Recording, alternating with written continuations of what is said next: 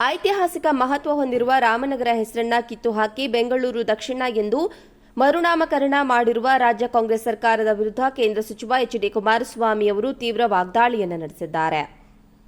ದೆಹಲಿಯಲ್ಲಿ ಸುದ್ದಿಗೋಷ್ಠಿ ನಡೆಸಿ ಮಾತನಾಡಿದ ಅವರು 2007ರಲ್ಲಿ ನಾನು ತೀರ್ಮಾನ ಮಾಡುವಾಗ ಆಗ ವಿರೋಧ ಮಾಡಬಹುದಾಗಿತ್ತು, ಆಗ ಮಾಡಲಿಲ್ಲ. ಈಗ ರಾಜ್ಯಕ್ಕೆ 3 ಮುಖ್ಯಮಂತ್ರಿಗಳನ್ನ ರಾಮನಗರ ಕೊಟ್ಟಿದೆ. ಇಡೀ ಜಗತ್ತೇ ನಿಬ್ಬೆರಗಾಗುವ ವಿಧಾನಸೌಧವನ್ನ ಕೆಂಗಲ್ ಹನುಮಂತಯ್ಯ ಅವರು ಕಟ್ಟಿಸಿದ್ರು. ನೆಹರು ಅವರಿಗೆ ಸೆಡ್ಡು ಹೊಡೆದು ರಾಜಕೀಯ ಮಾಡಿದ್ರು. ಅಂತಹ ಮಹನೀಯರ ಹೆಸರನ್ನಾದರೂ ಜಿಲ್ಲೆಗೆ ಇಡಬಹುದಿತ್ತು. ಅವರ ಹೆಸರು ಇಟ್ಟಿದ್ದರೆ ನಾನು ಅಭಿನಂದಿಸುತ್ತಿದ್ದೆ. ಕೆಂಗಲ್ ಅವರ ಹೆಸರಿಟ್ಟಿದ್ರೆ ಇವರ ಭೂಮಿಗಳಿಗೆ ಬೆಲೆ ಬರುವುದಿಲ್ಲವಲ್ಲ ಎಂದು ಟೀಕಿಸಿದ್ದಾರೆ. ರಾಮನಗರ ಹೆಸರನ್ನ ತೆಗೆದುಹಾಕಿ ಬೆಂಗಳೂರು ದಕ್ಷಿಣ ಎಂದು ಹೆಸರಿಟ್ಟುಕೊಂಡಿರೋದು ಡಿಸಿಎಂ ಡಿಕೆ ಶಿವಕುಮಾರ್ ಅವರ ತಮ್ಮ ಭೂಮಿಗಳ ಬೆಲೆಯನ್ನ ಏರಿಸುವ ಷಡ್ಯಂತ್ರದ ಭಾಗವಾಗಿದೆ. ಅವರು ಯಾಕಾಗಿ ಜಿಲ್ಲೆಯ ಹೆಸರು ಬದಲಿಸಿದ್ದಾರೆ, ಅದರ ಹಿಂದಿನ ದುರುದ್ದೇಶ ಏನಿದೆ ಎಂಬುದು ಗೊತ್ತಿದೆ. ಇದರ ಬಗ್ಗೆ ನಾನು ತಲೆ ಕೆಡಿಸಿಕೊಳ್ಳೋದಿಲ್ಲ. ಯಾವಾಗ ಅದಕ್ಕೆ ತಿರುಗಿಸಿ ಉತ್ತರ ಕೊಡಬೇಕು ಆಗ ಕೊಡ್ತೇನೆ ಎಂದು ತಿರುಗೇಟು ಕೊಟ್ಟಿದ್ದಾರೆ. ಇಂತಹ ರಾಜಕಾರಣಕ್ಕೆ ನಾನು ಸೊಪ್ಪು ಹಾಕೋದಿಲ್ಲ. ಕೇಂದ್ರ ಗೃಹ ಸಚಿವರಿಗೆ ಹೆಸರು ಬದಲಾವಣೆಗೆ ರಾಜ್ಯ ಸರ್ಕಾರ ಪ್ರಸ್ತಾಪ ಕಳಿಸಿದ್ದು ಅದು ತಿರಸ್ಕೃತವಾದದ್ದು ನನಗೆ ಗೊತ್ತಿಲ್ಲ ಎಂದು ಅವರು ಸ್ಪಷ್ಟಪಡಿಸಿದ್ದಾರೆ.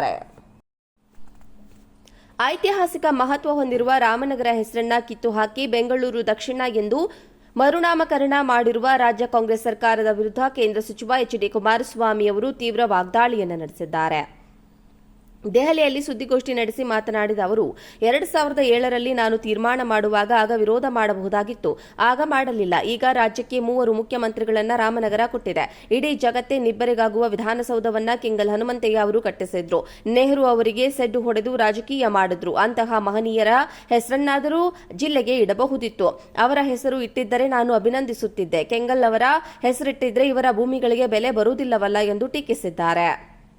ರಾಮನಗರ ಹೆಸರನ್ನ ತೆಗೆದುಹಾಕಿ ಬೆಂಗಳೂರು ದಕ್ಷಿಣ ಎಂದು ಹೆಸರಿಟ್ಟುಕೊಂಡಿರೋದು ಡಿಸಿಎಂ ಡಿಕೆ ಶಿವಕುಮಾರ್ ಅವರ ತಮ್ಮ ಭೂಮಿಗಳ ಬೆಲೆಯನ್ನ ಏರಿಸುವ ಷಡ್ಯಂತ್ರದ ಭಾಗವಾಗಿದೆ. ಅವರು ಯಾಕಾಗಿ ಜಿಲ್ಲೆಯ ಹೆಸರು ಬದಲಿಸಿದ್ದಾರೆ, ಅದರ ಹಿಂದಿನ ದುರುದ್ದೇಶ ಏನಿದೆ ಎಂಬುದು ಗೊತ್ತಿದೆ. ಇದರ ಬಗ್ಗೆ ನಾನು ತಲೆ ಕೆಡಿಸಿಕೊಳ್ಳೋದಿಲ್ಲ.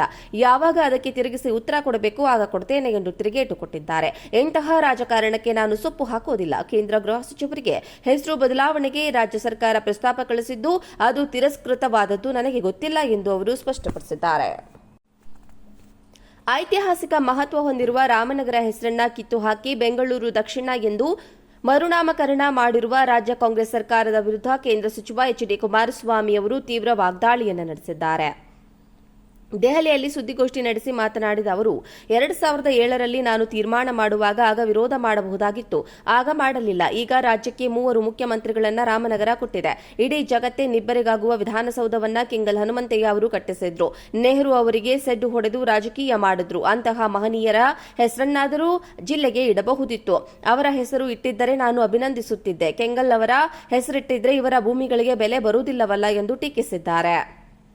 ರಾಮನಗರ ಹೆಸರನ್ನ ತೆಗೆದುಹಾಕಿ ಬೆಂಗಳೂರು ದಕ್ಷಿಣ ಎಂದು ಹೆಸರಿಟ್ಟುಕೊಂಡಿರೋದು ಡಿಸಿಎಂ ಡಿಕೆ ಶಿವಕುಮಾರ್ ಅವರ ತಮ್ಮ ಭೂಮಿಗಳ ಬೆಲೆಯನ್ನ ಏರಿಸುವ ಷಡ್ಯಂತ್ರದ ಭಾಗವಾಗಿದೆ. ಅವರು ಯಾಕಾಗಿ ಜಿಲ್ಲೆಯ ಹೆಸರು ಬದಲಿಸಿದ್ದಾರೆ, ಅದರ ಹಿಂದಿನ ದುರುದ್ದೇಶ ಏನಿದೆ ಎಂಬುದು ಗೊತ್ತಿದೆ. ಇದರ ಬಗ್ಗೆ ನಾನು ತಲೆ ಕೆಡಿಸಿಕೊಳ್ಳೋದಿಲ್ಲ. ಯಾವಾಗ ಅದಕ್ಕೆ ತಿರುಗಿಸಿ ಉತ್ತರ ಕೊಡಬೇಕು ಆಗ ಕೊಡ್ತೇನೆ ಎಂದು ತಿರುಗೇಟು ಕೊಟ್ಟಿದ್ದಾರೆ. ಇಂತಹ ರಾಜಕಾರಣಕ್ಕೆ ನಾನು ಸೊಪ್ಪು ಹಾಕೋದಿಲ್ಲ. ಕೇಂದ್ರ ಗೃಹ ಸಚಿವರಿಗೆ ಹೆಸರು ಬದಲಾವಣೆಗೆ ರಾಜ್ಯ ಸರ್ಕಾರ ಪ್ರಸ್ತಾಪ ಕಳಿಸಿದ್ದು ಅದು ತಿರಸ್ಕೃತವಾದದ್ದು ನನಗೆ ಗೊತ್ತಿಲ್ಲ ಎಂದು ಅವರು ಸ್ಪಷ್ಟಪಡಿಸಿದ್ದಾರೆ.